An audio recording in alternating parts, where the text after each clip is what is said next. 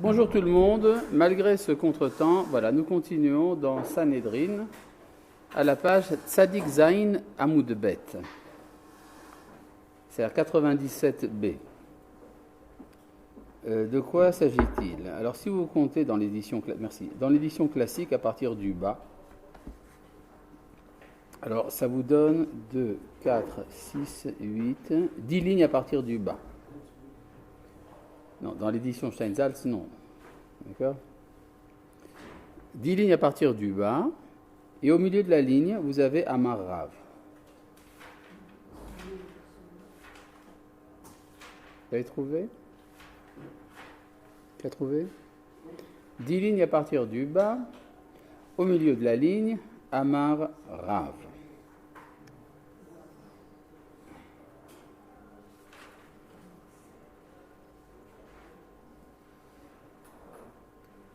Kalou Kolakitsin. Tu n'as pas trouvé? Tu n'as pas trouvé, n'est-ce pas? Tzadik Zain Amoud Bet, c'est-à-dire la page 194 dans l'édition classique, 10 lignes à partir du bas, au milieu de la ligne, là où il y a écrit Amarav. La prochaine fois, ne me dis pas n'importe quoi quand je te demande si tu as trouvé. Bon, donc on en est à Amoud Bet. 10 lignes à partir du bas, au milieu de la ligne, Amar Rav. Ce qui veut dire Rav a dit. Kalou Kolakitsin. Toutes les fins sont épuisées. C'est-à-dire qu'à toutes les fins, les calculs de la venue du Messie. Il y a eu de nombreux calculs qui ont été faits pendant l'histoire, sur la base de versets en particulier du livre de Daniel, mais également sur d'autres versets. Et tous ces calculs se sont révélés faux. Mais ça veut dire quoi qu'ils se sont révélés faux? Rav ne dit pas qu'ils se sont trompés. Il dit ces fins sont épuisées. Ça veut dire que ce sont des potentialités de l'histoire qui n'ont pas été utilisées. Il y a des moments dans l'histoire où le Messie peut venir. Voilà. Ces pages, Tzadik Zain Amoud Bet, 10 lignes à partir du bas. C'est au milieu de la ligne, Amar Rav. Kalou Kolakitsin, donc toutes les fins qui ont été calculées, ce sont des potentialités qui existaient, mais qui n'ont pas été exploitées. Kalou Kolakitsin, toutes les fins sont épuisées. Vena davar taloui, et la bitshuva ou maasim tovim. La chose ne dépend que du repentir et des bonnes actions. Ce qui voudrait dire qu'en fait Rav semble remettre en question des versets de la Bible qui disent qu'il y a une fin. C'est bizarre, à moins que Rav ne comprenne que ces versets de la Bible nous disent que si on fait Teshuvah, alors les dates en question sont exploitables. Mais de toute manière, il faut faire Teshuvah. Ou Shmuel Amar, et Shmuel a dit, Dayo la Avel, Sheya Amod Be'evlo. L'endeuillé en a assez de son deuil, il doit se relever. Il y a une limite au deuil. Le deuil de qui? Alors, il y a plusieurs interprétations. Il y en a qui disent le deuil d'Israël. Ça a une limite, toute chose a sa limite. Et d'autres disent que c'est le deuil de Dieu. C'est que Dieu n'en veut plus de ce deuil. Parce qu'il veut amener sa présence sur terre. Une impatience divine, si vous voulez. D'autres disent c'est le deuil du Mashiach lui-même. Il est endeuillé de ne pas venir. Il y en a assez. Ça veut dire en tout cas d'après Shmuel qu'il y a une nécessité historique de la Géoula qui fait que quoi qu'il en soit, les événements vont se précipiter à un moment ou à un autre et Israël est libéré. Bon, ça c'est donc le débat entre Rav et Shmuel. Rav et Shmuel sont des Amoraïm. C'est ça? Ce qui veut dire que lorsque ils ont vu la longueur de l'exil, les Amoraïm ont eu la moutarde au nez, qui leur montait au nez, disant qu'il y en a assez, dit l'Amora. Seulement, ce débat n'a pas commencé avec les Amoraïm, il a commencé avec les Tanaïm. Qu'est Tanaï? C'est le même débat qu'on retrouve chez les Tanaïtes. Rabbi Eliezer Omer. Rabbi Eliezer dit Im Yisrael osin teshuva nigalin, veim lav en nigalin. Si Israël fait teshuva, ils sont libérés. Et sinon, ils ne sont pas libérés. Alors, essayons de comprendre l'opinion de Rabbi Eliezer, qui semble être l'ancêtre de l'opinion de Shmuel. Le Mashiach ne peut pas venir, la Géoula ne peut pas venir, si Israël n'a pas fait teshuva, si on n'est pas digne de l'événement. Quelle que soit la halacha, est-ce qu'on accepte l'opinion de Rabbi Eliezer ou pas? Une chose est évidente, si je dis que la Géoula dépend de la teshuva, ça veut dire que la Géoula n'est pas la teshuva. Si je dis que A dépend de B, ce qui veut dire que A n'est pas B. Êtes-vous bien d'accord? Vous êtes d'accord avec ce que je dis là?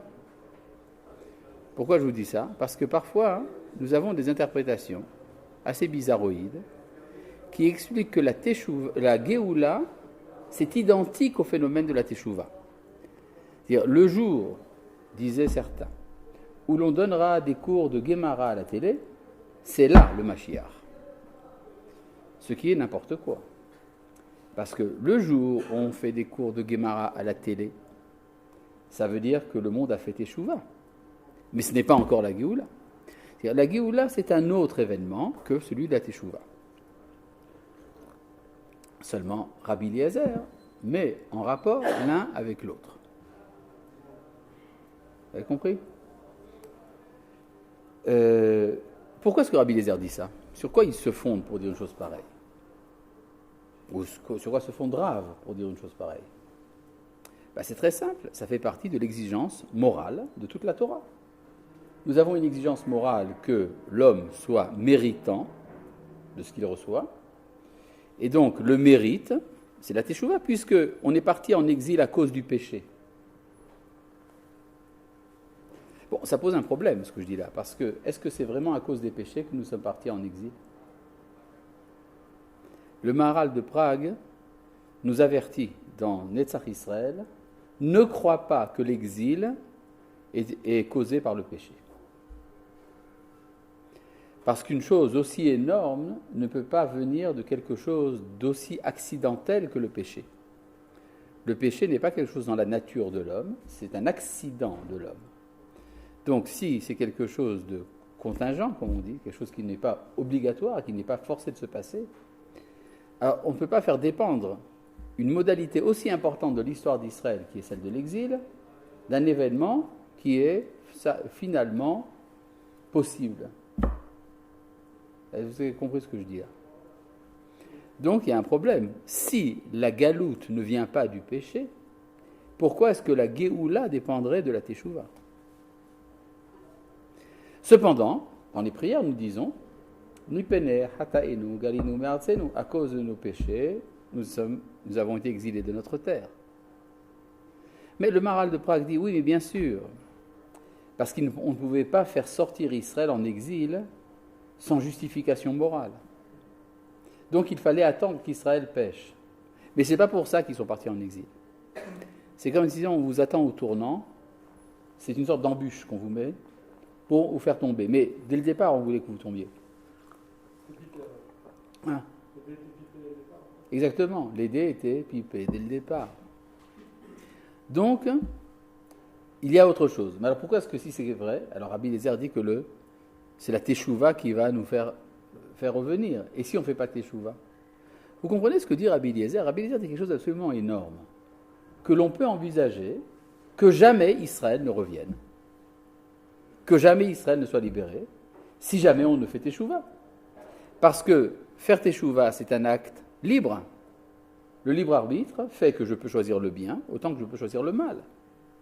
Rien ne m'assure qu'un jour Israël fera teshuva. Alors pourquoi faire dépendre la Géoula, qui est un événement quand même important de l'histoire, qui est la réussite de l'histoire, faire dépendre ça de quelque chose aussi aléatoire que la Teshuvah de l'homme, là je vais dans l'autre sens. C'est-à-dire, de même que l'exil ne peut pas venir de quelque chose d'aléatoire, de même la Géoula, faire dépendre la Géoula d'un événement qui dépend de l'homme, c'est faire beaucoup de confiance à l'homme. À moins que Rabbi Eliezer ne soit persuadé qu'Israël de toute manière fera Teshuvah. Il ne le dit pas, en tout cas il dit autre chose. Il dit « Im Israël osim Teshuvah nigalim, ve'im lav en nigalim ». Si Israël fait Teshuvah, ils sont libérés, et sinon ils ne sont pas libérés. D'accord? Toda Rabba. Amarle, Rabbi Yehoshua. Donc nous avons ici un problème. C'est-à-dire en fait, les deux opinions sont problématiques. Dire que la Géoula dépend de la Teshuvah est un problème. Dire qu'elle ne dépend pas de la Teshuvah était aussi un problème moral. Comment quelque chose d'aussi énorme se ferait sans la participation morale de l'homme? Il y a ici toute une dialectique très touffue. Amarle, Rabbi Yehoshua. Rabbi Yehoshua lui a répondu.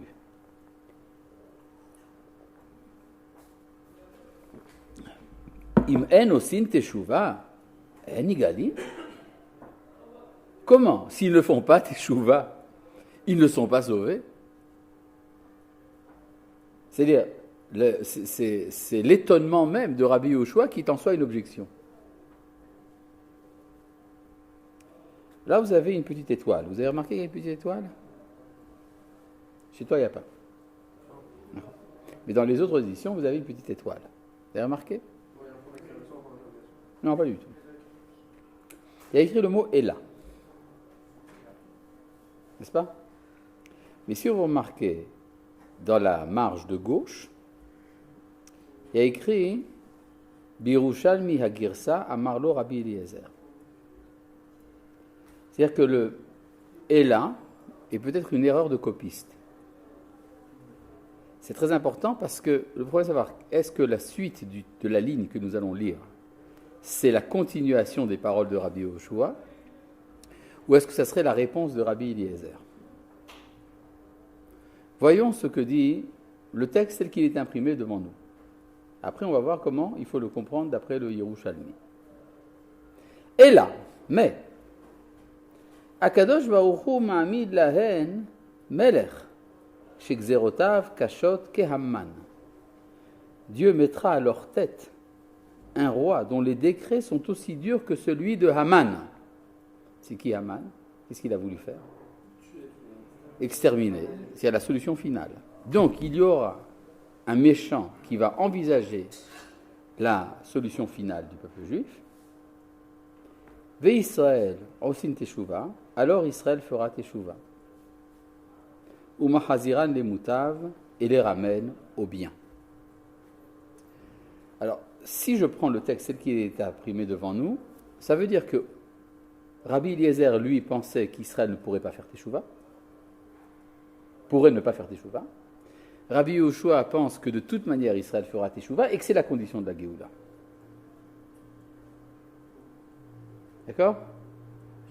Oui, mais ça rentre pas ça cadre pas avec ce qu'a dit Rabbi Eliezer, ce qu'a dit Rabbi Yehoshua au début. Parce que Rabbi Yehoshua a dit Imen osin teshuvah nigalin, dit-il étonné. Comment? S'ils ne font pas teshuvah, ils ne sont pas sauvés? D'après la suite telle que nous avons lue, Rabbi Yehoshua est d'accord qu'il faut faire teshuvah pour être sauvé. Donc, ça prouve que c'est une erreur de copiste et qu'il faut lire comme dans le Talmud de Jérusalem. Regardez ce que dit le Talmud de Jérusalem sur la gauche. Dans la marge de gauche, vous avez Birushalmi, vous avez vu? Non, chez toi, il n'y a pas. Mais dans les autres éditions, vous avez vu? Il y a écrit sur la gauche, dans la marge de la ligne, à la même hauteur que la ligne. La gauche, c'est l'autre côté. Non, dans la marge de la Guémara, là, très bien. Là, oui, c'est ça, vous y êtes. Vous n'avez pas trouvé? Ah.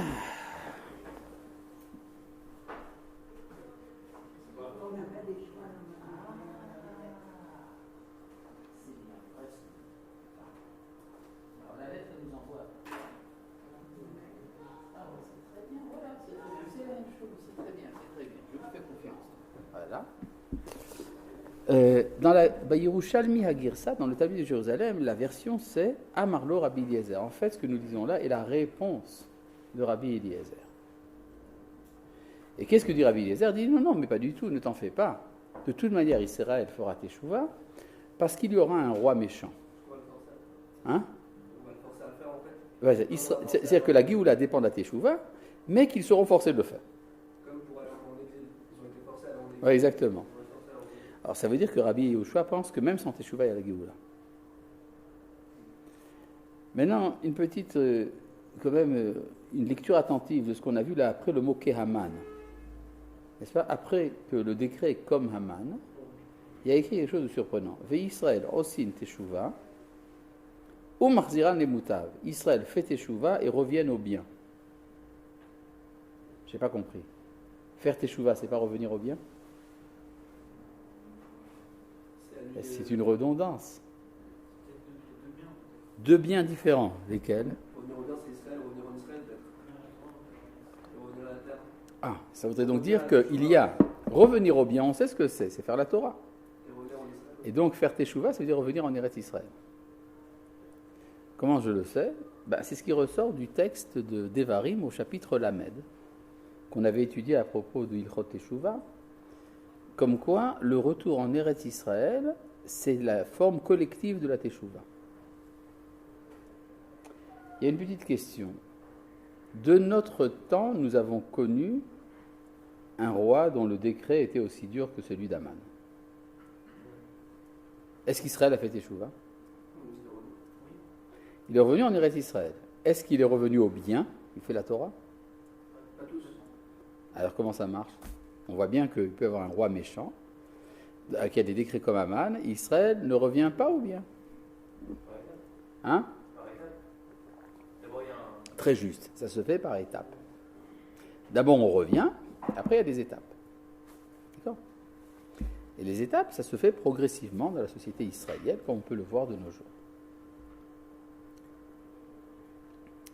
Tania Idar, nous avons un autre enseignement, une autre braïta. Rabbi Eliezer Omer, Rabbi Eliezer disait, Im Israël osin teshuva Nigalim. Rabbi Eliezer disait que si Israël fait teshuva, ils sont libérés. Chez Nehemar. Alors là, il amène un verset. Ainsi qu'il est dit. Shuvu banim shovavim erpa meshuvotechem. Revenez, enfants turbulents, je guérirai vos turbulences.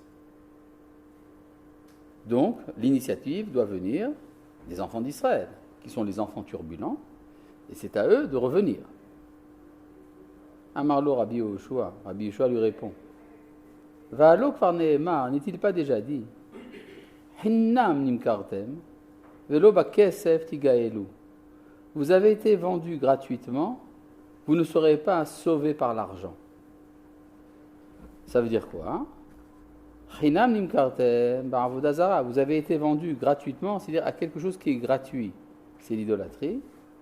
Velo bakesef tigaelu, vous ne serez pas libérés par l'argent. Lo bitshuva ou ma'asim tovim, pas par la teshuva et les bonnes actions.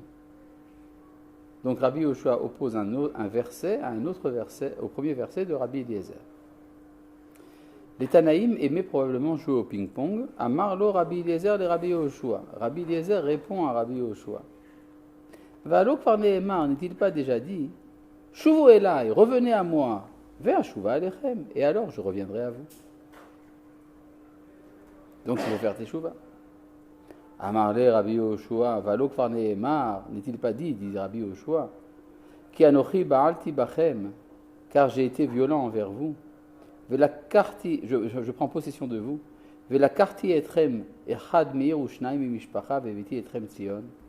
Je vous prendrai un d'une ville, deux d'une famille, et je vous amènerai à Tzion. Ça fait frémir ce que dit Rabbi Yehoshua. La Géoula viendra de toute manière, même s'il ne reste qu'un seul de toute une ville, ou deux d'une famille. Waouh. Amarlo Rabbi Eliezer. Rabbi Eliezer lui répond, Va'alo kvar nehemar, mais n'est-il pas dit? Beshuva vanahat tiva she'on. Par le retour et la tranquillité, vous serez sauvés.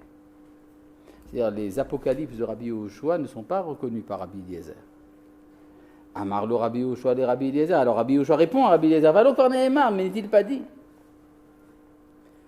Ko Amar Hashem, ainsi parle l'Éternel, Goël Israël ou Gdosho, sauveur d'Israël, son saint. Livzon Nefesh Limtaïv Goy, à l'homme méprisé, à la nation abominée. Les Eved Moshlim, asservis à des empires. Melachim Yir'u, Vekamu, les rois se lèveront, verront et se lèveront. Sarim Vaishtachavu, les princes se prosterneront. Vous n'êtes pas passé à la page d'après.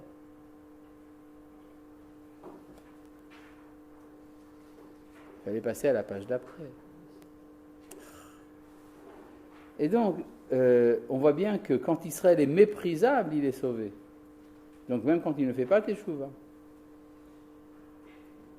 Amarlo Rabbi Eliezer, alors Rabbi Eliezer lui répond, Vahalo Kfar Nehemar, mais n'est-il pas déjà dit? Im tashuv Israël neum Hashem, et là tashuv. Si tu reviens à moi, Israël, parole de l'Éternel, c'est à moi que tu reviendras. Ce dernier verset de Rabbi Eliezer est effrayant, parce qu'il y a ici du conditionnel, si tu reviens, ce qui suppose qu'Israël ne peut jamais revenir. Et donc l'exil serait éternel. Amarlo Rabbi Yehoshua lui répond. Donc il amène ici le joker. Valo Kfar Nehemar, n'est-il pas déjà dit? C'est un verset de Daniel. Vaishma et Aish levu shabadi masher mima lememe ayeor. J'entendis l'être habillé de lin qui était au-dessus des eaux du fleuve. Vayarem yemino usmolo el hashamaim. Il leva sa droite et sa gauche vers le ciel. Vaishava bechaya olam.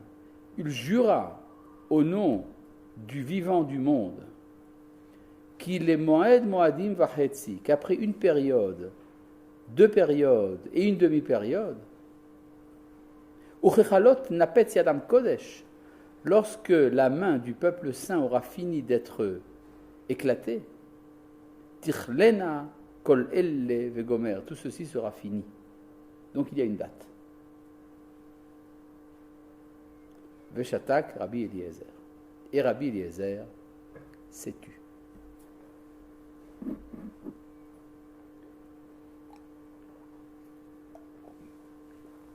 S'il se tait, ça veut dire quoi? Il n'a plus rien à dire. Et donc?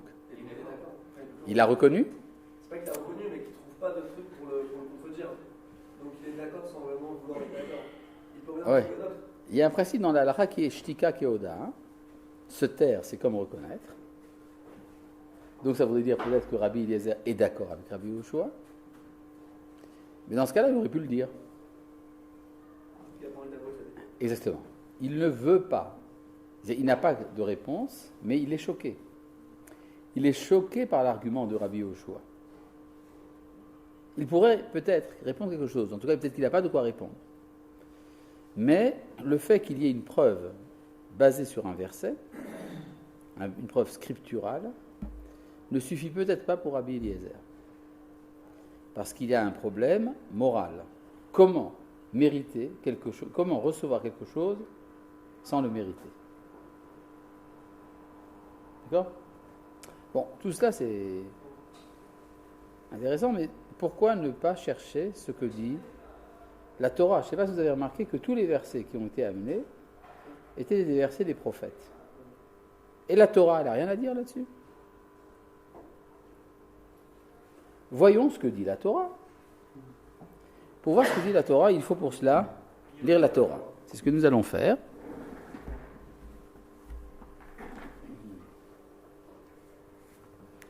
Ceci est le livre de Bamidbar. Dans le livre de Bamidbar, il est question de l'exil. Je me trompe. Ce qui est important, c'est Vaïkra que nous avons besoin.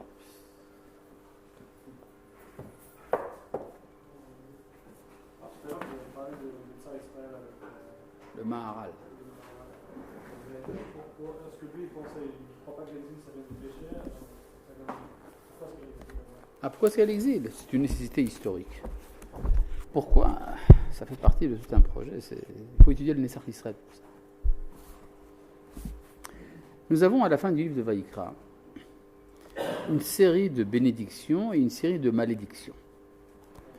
Les bénédictions, si nous faisons ce qu'il faut, et les malédictions, si nous ne faisons pas ce qu'il faut. Et puis, après la liste des malédictions,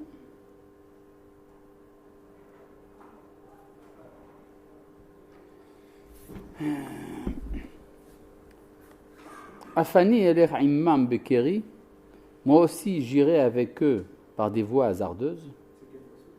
C'est dans le chapitre Kaf Vav, dans les versets même Aleph et même Bet.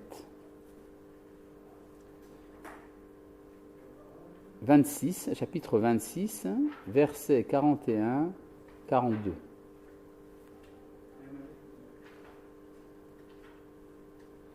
Afani elech imam bekeri, moi aussi j'irai avec eux par des voies hasardeuses.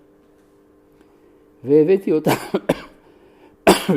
beretz oivehem, je les amènerai dans le pays de leurs ennemis. Oaz, Yikana levava me'arel, alors leur cœur incirconcis se soumettra. Ve'az yirtzu et avonam, ils purgeront leurs fautes. Ve'zacharti et beriti Yaakov, je me souviendrai de mon alliance avec Yaakov. Ve'af et beriti Yitzhak, et même de mon alliance avec Yitzhak.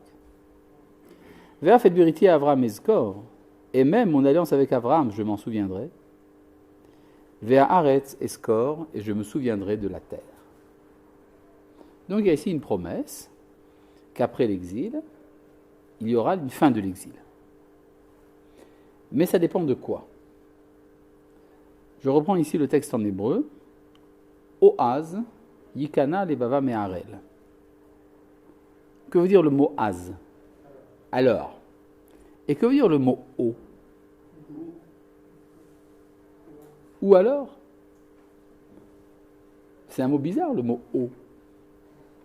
Alors, en hébreu, d'habitude, le mot « o » signifie, comme en français, « ou », avec un accent grave.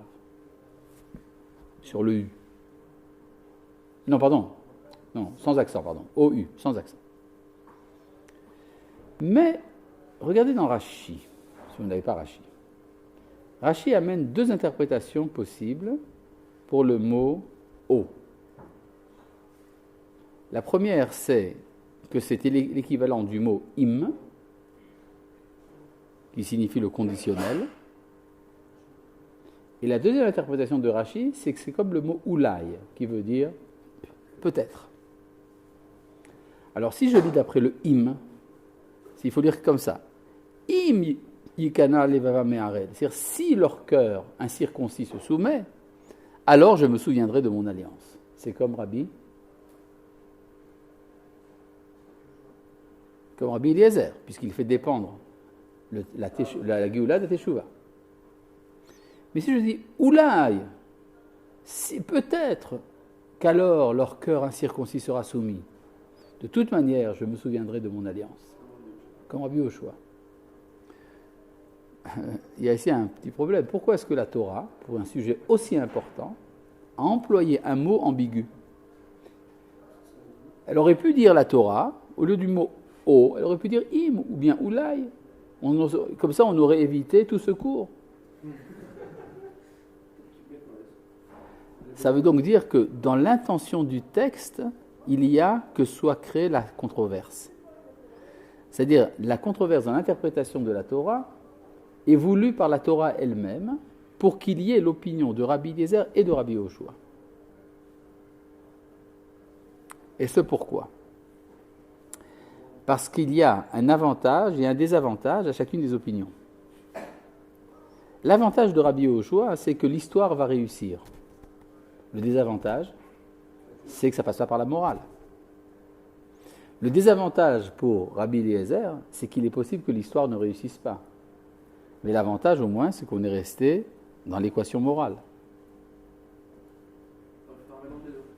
Alors, il faut que les deux soient possibles. Mais non, dans la réalité, ce sera soit Rabbi Eliezer, soit Rabbi Yoshua. La halakha est certainement comme Rabbi Yoshua, puisque il s'est tué, Rabbi Eliezer. Mais ça veut dire que l'exigence morale reste. C'est vrai que la Géoula ne dépend pas de la Teshuvah, mais faites Teshuvah quand même. D'accord ? Donc, Veshatak, Rabbi Eliezer. Maintenant, ce débat, il va à un problème. Si je veux savoir si la Géoula est proche ou pas, qu'est-ce que je dois voir dans la réalité d'après Rabbi Eliezer ?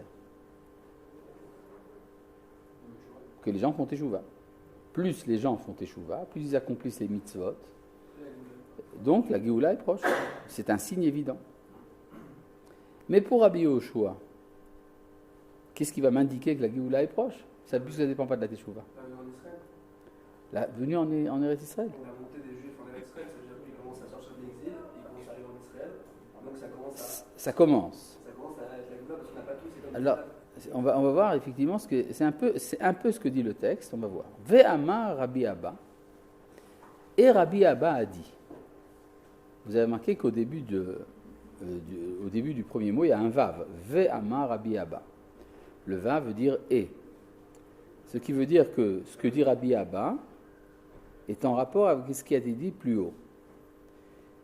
Rabbi Abba vit quelque chose comme 120, 150 ans après Rabbi Eliezer et Rabbi Yoshua. Donc, comment se fait-il que Rabbi Abba, qui est un Amora, de la 3e génération, et qui est donc séparé de Rabbi Eliezer et Rabbi Yoshua de 7 générations, rentre dans leur débat ? Ve'amar Rabbi Abba. Bizarre, non ?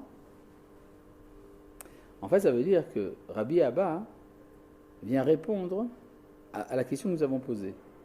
Puisque la halakha est comme Rabbi Eliezer, alors comment savoir si la Géoula est proche ? Et c'est la réponse qui nous est donnée par Rabbi Abba. Ve'amar Rabbi Abba. En lecha ketz megoulé misé. Tu n'auras pas de fin plus évidente que celle-là. Chez Neymar, ainsi qu'il est dit, Ve'atem harei Israël. Quant à vous, montagne d'Israël, Anpechem titenu, donnez vos branches, Ufiriechem tis'u, portez vos fruits. Les amis Israël, pour mon peuple Israël. Vegomer, etc. C'est quoi le etc. C'est la suite du verset. Kikervu lavo, car ils sont proches de revenir. Donc ce que dit Rabbi Abba, à partir du moment où commencera une résurrection agricole d'Eretz Israël, nous savons que c'est l'approche de la Géoula.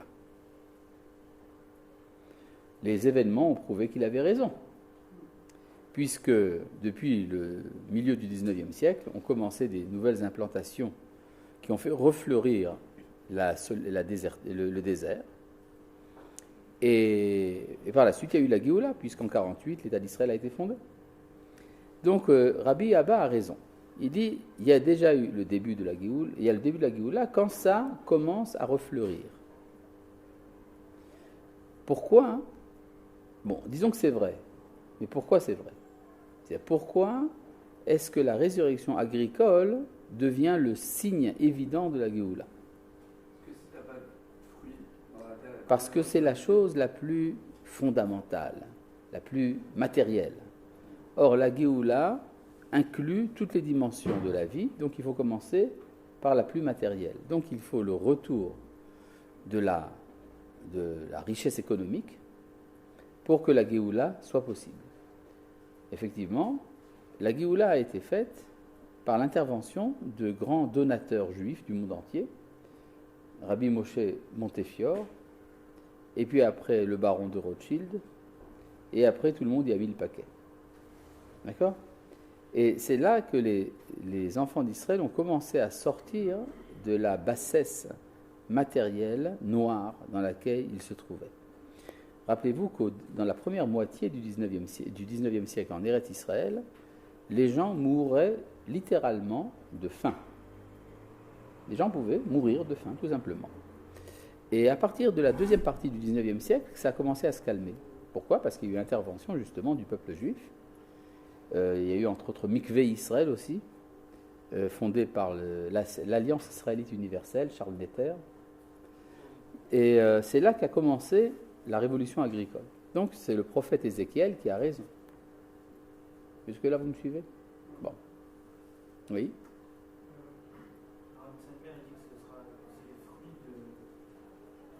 Le Rav qui ? Le Rabbi de Satmar, oui. Énorme. Énorme. D'accord. C'est-à-dire des oranges de la taille d'une pastèque. Oui. Lorsqu'il y aura des oranges de la taille d'une pastèque, c'est alors que ce sera le signe de la Géoula, mais pas avant. Le problème, c'est que les événements lui ont donné tort, puisqu'il y a eu la Géoula, bien que les oranges aient seulement des tailles d'orange. C'est aussi un argument, la réalité. Bon, oui. Je dis que les arbres, ce sera la Géoula quand les arbres non fruitiers donneront des feuilles. Oui, mais je ne sais pas ce qu'il y a écrit là. Regardez ce que dit Rashi. Je connais le Maharsha, mais regardez Rashi. Regardez Rashi. Il a écrit Megoulé misé. Que dit Rashi ? Keshetiten eret Israël piria be'ain yafa. Lorsqu'Israël donnera ses fruits généreusement, azikra vaketz, c'est alors que se rapprochera la fin. Ve'en echaketz megoulé yoter, il n'y a pas de fin plus évidente. Bien avant le rabbi de Satmar, il y a eu une quantité très appréciable de rabbins très importants en Europe qui ont dit que ce signe était accompli depuis qu'ont été fondées les premières implantations en Eretz Israël, Mikvé Israël, Rosh Pina, Petar Tikva, Hadera. Comment ? Qui dérangeait quoi ? Non, pas du tout, au contraire. Il y a des grands maîtres qui ont dit, puisqu'il y a maintenant une révolution agricole, c'est donc que le signe indiqué par la Guémara s'est réalisé. Une partie sont partis, une partie ont envoyé les autres. Ils ont soutenu le mouvement Chovevet Sion, les amants de Sion, qui était antérieur à l'organisation sioniste mondiale fondée par Herzl et qui entretenait justement le Yishuv à l'époque. D'accord ? Il y a même un texte du Nativ de Vologine qui dit que le signe évident que la main de Dieu est là-dedans, c'est que le tsar de Russie a autorisé à ramasser de l'argent pour envoyer dans les colonies. C'est-à-dire, le goy a autorisé de faire du schnorr, et c'est la preuve donc que Dieu est intervenu. D'accord ? Il y a un argument contre ce que je vous dis là, qui est que ce texte de la Guémara n'a pas été repris par le Rambam dans son texte sur le Mashiach. C'est à la fin du Mishneh Torah, il y a 2 chapitres dans lesquels le Rambam donne les détails des halachot de la venue du Messie, et il ne cite pas ce texte de la Guémara, comme quoi ce texte n'est pas dit par le Rambam. Or, d'après ceux qui argumentent de cela, étant donné que le Rambam est le seul des poskim à avoir écrit des halachot de la Géoula, donc il est la seule autorité. Et comme aucun des commentateurs du Rambam sur cette page n'ont rien dit, n'ont dit quelque chose, c'est-à-dire que tout le monde est d'accord pour dire que ce texte de la Guémara n'a rien à voir. Et donc, qui peut aujourd'hui oser penser, contrairement au Rambam et à tous ces commentateurs qui sont le Rabbi Yosef Karo et le Radbaz et tout le reste, et dire que les fruits d'Eretz Israël sont le signe de la Géoula? Fin de citation de l'opinion en question. D'accord? Vous avez compris l'objection? Comment? Oui, mais j'ai expliqué sur quoi se base cette opinion qui dit que ce n'est pas la halakha. Le fait que le Rambam ne l'ait pas cité, qu'il est la seule autorité en halakha du point de vue messianique, et que les commentateurs du Rambam n'ont rien dit, c'est donc qu'ils sont d'accord avec lui. Donc qui peut oser dire le contraire? Et qui dit qu'il comprend mieux que tous ces Gdolim ce texte de la Gemara. Voilà, fin de la présentation de l'opinion en question. Cette opinion est absolument fausse pour différentes raisons. Et je vais rentrer dans le détail, si ça vous intéresse. Tout d'abord, l'argument fondamental qui est que le Rambam est la seule autorité, puisqu'il est le seul à avoir écrit des halachot sur la Géoula, c'est n'importe quoi. Il y a d'autres grands maîtres qui ont écrit des livres sur la Géoula, ils n'ont pas écrit en haut halakha. Mais le Ramban, il a écrit un livre qui s'appelle Sefer HaGeoula, le livre de la Géoula, dans lequel il traite des textes du Rambam et des autres, etc. Alors il n'a pas écrit Ilchot Géoula. Alors, Rabbi Saadia Gaon, dans Emunot Vedeot, il a toute une partie de son Emunot Vedeot qui s'appelle Mahamar Apedut. C'est le texte concernant donc la Géoula, et il rentre tout à fait dans le détail. Alors, parce qu'il n'a pas écrit en haut halakha, alors c'est pas une halakha. Et sans parler donc des nombreux textes, Rabbi Yitzhak Abrabanel qui a écrit un livre qui s'appelle Mashmiya Yeshua. Et donc tous les maîtres qui ont parlé de la manière dont la Géoula se fera, ils font partie du débat halachique. Tout d'abord, ça c'est le premier point. Deuxièmement, oui, le Rambam s'est basé sur ce texte que nous venons de lire pour fixer une autre halakha dans les règles de la prière, Ilchot Tefila. En effet, il y a une règle dans Masechet Megillah, page 17a, comme quoi, si on a interverti l'ordre des bénédictions du Shmoneh Esrei, on ne s'est pas acquitté de son devoir. Parce que l'ordre est important. Et pourquoi cet ordre-là? Et le Rambam le dit aussi. Et pourquoi cet ordre-là est important? Tout simplement parce qu'il y a une raison à l'ordre des brachot qui est détaillée dans le traité de Megillah. Et là-bas, il est dit en toutes lettres qu'il faut faire précéder la bénédiction des années, Birkat Hashanim, Baruch Hashem Evarech Hashanim, il faut toujours la mettre avant Teka Beshofar Gadol Lecherutenu, la bénédiction de la Géoula. Pourquoi, dit la Gemara? Parce qu'il est dit dans Ézéchiel qu'il faut d'abord qu'il y ait les fruits d'Eretz Israël avant de revenir. C'est écrit en toutes lettres dans Masechet Megillah. Et le Rambam, il a fixé ça comme halakha dans Ilchot Tefila. Et aucun des commentateurs n'a objecté que ce soit.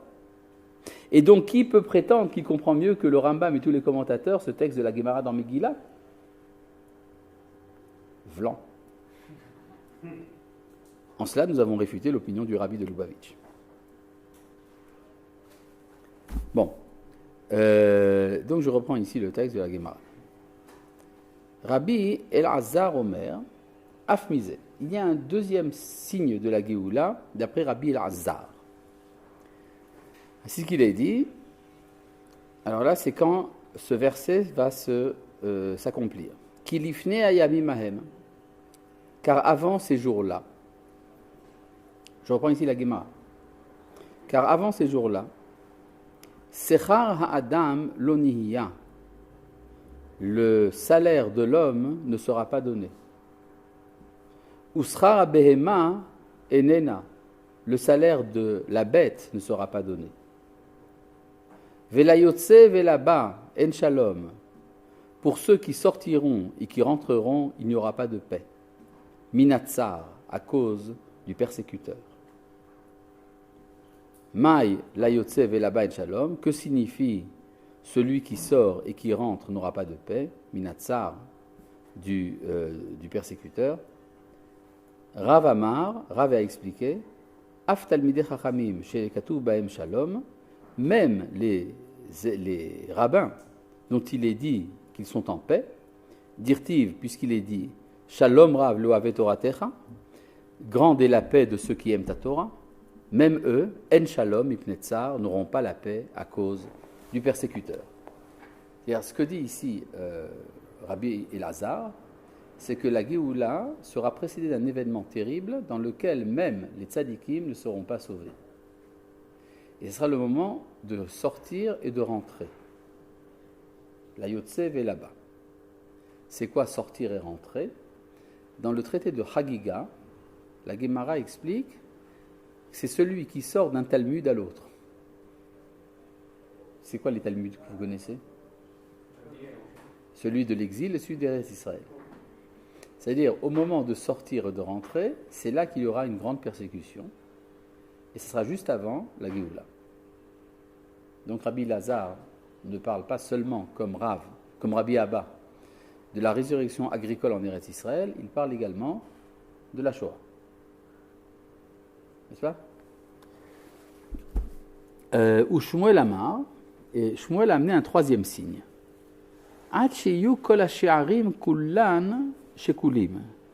Jusqu'à ce que tous les prix soient égalisés. Il y aura un système économique planificateur qui va s'emparer d'une grande partie de la planète. Pas du tout. Non, est-ce qu'ils choisissent le prix du blé? Pas du tout. C'est ce qui s'est passé lors de la révolution bolchevique.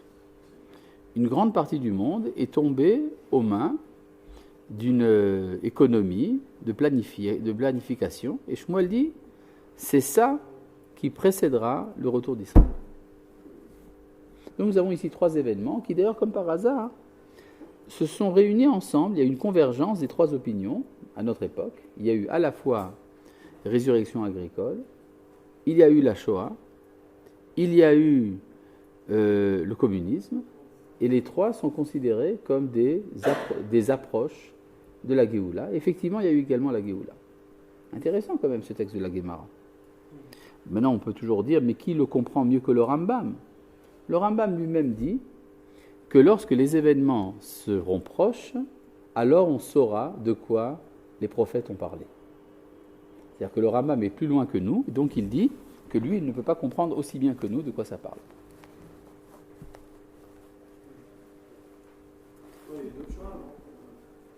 Il n'y avait pas le choix. L'acquisition, c'est pas la Shoah. L'acquisition, c'est l'inquisition. C'est pas la même chose. D'accord? Donc, peut-être on aurait dit. Effectivement, il y a eu plusieurs fois, quand il y a eu des persécutions terribles dans l'histoire, les rabbins disaient « c'est probablement de ça dont parle la Gemara ». Mais après, la proportion a été tellement énorme qu'on comprend que tout cela est rien par rapport à la Shoah. L'acquisition, ils pouvaient se convertir, non? Oui, c'est vrai. Alors que la Shoah, Il n'y avait pas le Shoah. Très bon jeu de mots. Bon. Ah bon, je n'avais pas remarqué. Oui. Bon. Après, vous avez toute une série de textes, savoir quels sont les événements qui se rapprochent de la Shoah, mais qui se rapprochent de la Géoula. Mais en tout cas, donc, c'est très important de comprendre ce texte, qui est que Rabbi Eliezer, finalement, est réfuté. Maintenant, je vais vous amener une objection à ce que j'ai dit. Le Rambam, dans Ilchot Teshuvah, dit « Israël ne sera sauvé que par la Teshuvah ». Donc il semble se ranger à l'opinion de Rabbi Eliezer. Ah, bizarre, non? C'est faux. Pour plusieurs raisons. Tout d'abord, le Rambam le dit dans Ilchot Teshuvah, pas dans Ilchot Géoula. C'est-à-dire que quand le Rambam nous dit la grandeur de la Teshuvah, c'est pour nous dire, sache à quel point la Géoula c'est important, à quel point la Teshuvah c'est important, ça peut amener la Géoula. Ça, c'est le premier point. Deuxièmement, il y a un texte du Rambam, dans 4 endroits différents, dans son commentaire de la Mishnah, et également une fois dans son épître sur la résurrection. Dans ces 5 textes, donc, le Rambam énonce un principe qu'à chaque fois qu'il y a un débat entre nos maîtres sur un sujet qui n'a pas de conséquences pratiques, on ne dit pas la halakha est comme l'un et pas comme l'autre. La halakha est vraie et comme les deux à la fois. C'est ça? Comment? Si tu as un débat dans la Gemara à propos du lait et de la viande, alors tu es obligé de trancher. Tu dis la halakha est comme l'un, pas comme l'autre. Mais si le débat est sur un sujet métaphysique, Tu ne dis pas la halakha est comme l'un et pas comme l'autre. Ça, c'est un principe du Rambam. Donc le Rambam peut à la fois citer et être d'accord avec Rabbi Eliezer et Rabbi Yehoshua à la fois. C'est la raison pour laquelle dans Ilchot Teshuvah, il cite l'opinion de Rabbi Eliezer et que dans Ilchot Géoula, il n'amène pas l'opinion de Rabbi Eliezer, il dit le Mashiach viendra, il amènera la Géoula. D'accord ? C'est-à-dire, ça veut dire que les deux opinions sont vraies et donc ça, on ne peut pas tirer d'argument de ce que dit le Rambam dans Ilchot Teshuvah. Comme ça ? Bon, ben voilà, tout ça a été important à mon avis de l'apprendre. Voilà.